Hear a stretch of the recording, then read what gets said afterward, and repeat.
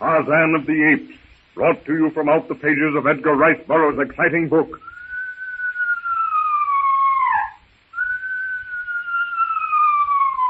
Terkoz the bull ape, banished from the ape tribe of Kerchak, drops unseen from the trees. Jane Porter, horrified, terror-stricken, finds herself in the brute's hairy arms. She kicks and beats the beast. Her struggle is useless. Terkoz sweeps her off her feet and carries her into the lower branches of a giant tree. Porter and Philander stand petrified, unable to grasp what's taking place before their very eyes. They see the ape, they see Jane, but so utterly unbelievable, so fantastic is the scene, they can't grasp its horror. Oh, Jane! Jane! What is it? What is it? No, don't shoot! What do we do? You Jane! Do something. What's the matter? I hear Jane scream. Where are you? Clayton, here, this way, quickly. Don't stand there jabbering and pointing. What happened? Oh, Jane, my little baby, my little girl. Quick, Philander, tell me what? Jane was walking in front of us. We heard her scream, ran forward, and then we saw her struggling. With what, man? Struggling with what? I don't know. I couldn't see. She was whisked away into the trees. Was it the man who rescued us? The man that saved you from the lion? No, I'm sure it wasn't. Quick, Professor, pull yourself together. Did you see who or what it was? It was an ape, I'm sure. An ape? Why didn't you shoot? We couldn't. We might have killed Jane. Well, this way. Come on. Follow me. Come on. Don't stand there after me. Come on. Jane's screams carry faintly to Tarzan, swinging his way through the trees. He stops, hangs from a branch for a moment, listening. That sounds like she. He strains his ears, hoping to catch some of the sound that will indicate more accurately the direction. It is she! Hand over hand, Tarzan drops to the lower jungle terrace. He heads in the direction of Jane's call for help. Far below him and away toward the sea, Clayton, Porter, and Philander thrash their way through twisting vine and tearing thorn. Down from the treetops, flashing behind the dense screen of verdure, drops Tarzan. The ape-man's strong, accurate fingers grasp branch and vine, touch them a bare second while the keen eyes find the next hold. Clayton, Porter, and Philander break through the underbrush, force their way deeper into the jungle. Tarzan, quickly, silently, alert, listening for another scream, drops hand over hand to the jungle floor. He raises his head. His nostrils quiver. He turns to face the breeze, trying to catch some trace of Jane's scent spoor to satisfy himself that it really was she.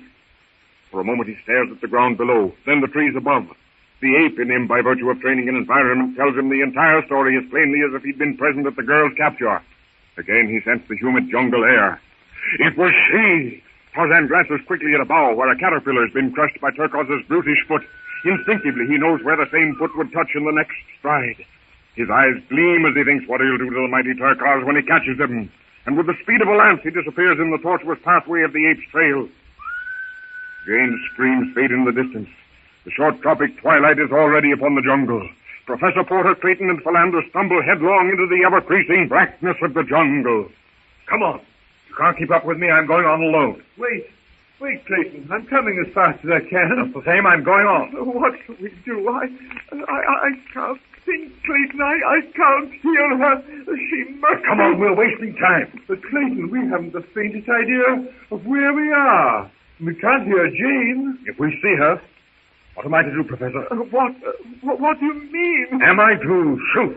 Yes, shoot. I don't know, but I think I recognize this part of the jungle. Oh, it all looks so much alike, but then, of course, it might be... Yes, Clayton, it looks all so much alike. Just as you say, since Jane's cries have stopped, we have the least idea of where we're going. I'm sure that the last scream we heard was over this way.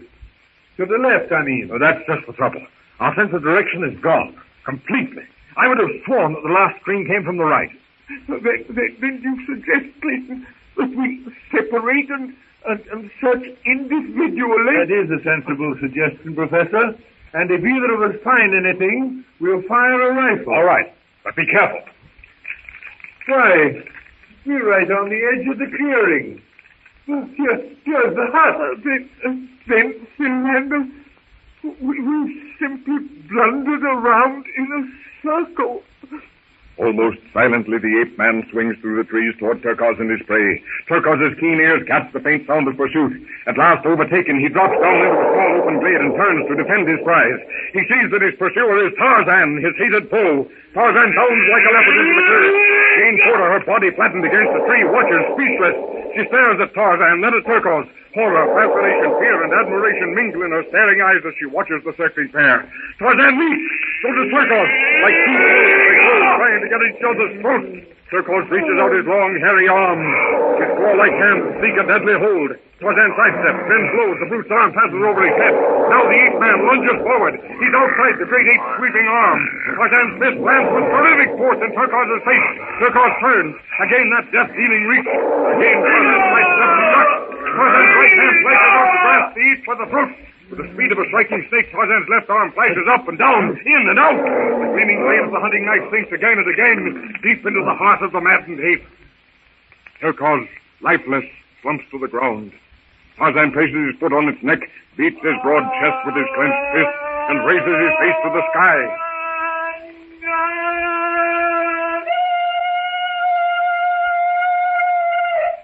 Deepening darkness enfolds the jungle. Clayton, Philander, and Professor Porter, convinced of the futility of searching further, have entered the hut.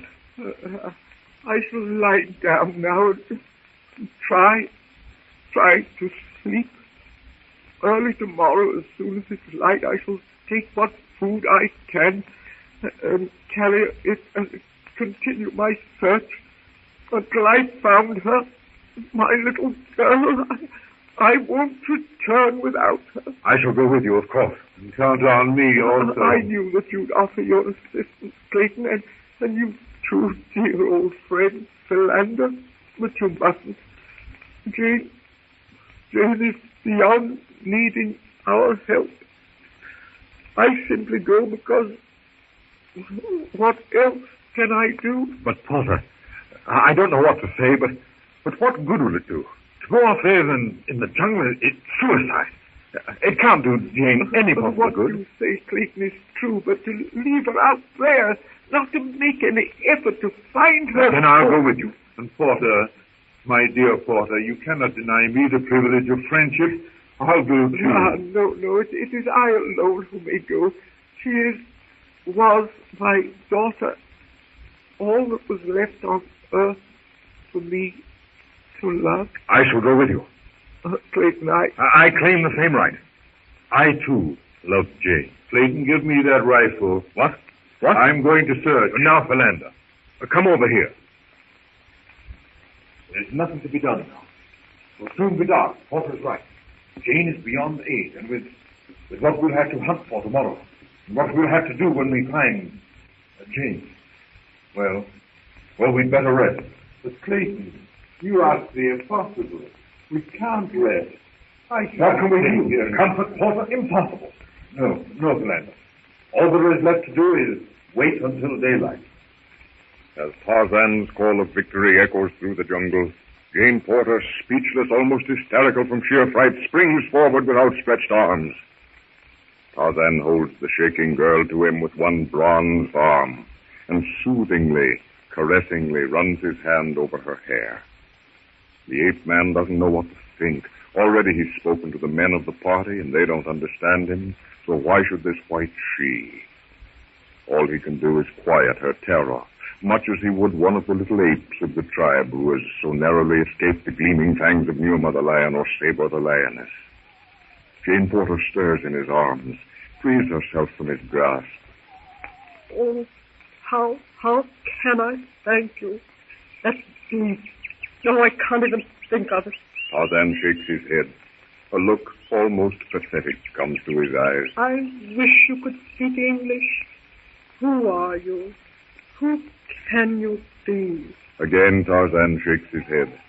Qui êtes-vous? No. There you see. No. Tarzan looks helplessly at Jane Porter. She steps back a pace and takes Tarzan by the arm. Well, you understand my French and German just about as well as they did in Paris or Berlin. Why, your skin is white. White skin. Tarzan taps himself on the chest with his closed fist. White skin. White skin. The ape man repeats the phrase and then points to Jane. Jane. Jane. Jane. White skin. Jane. White skin. Jane.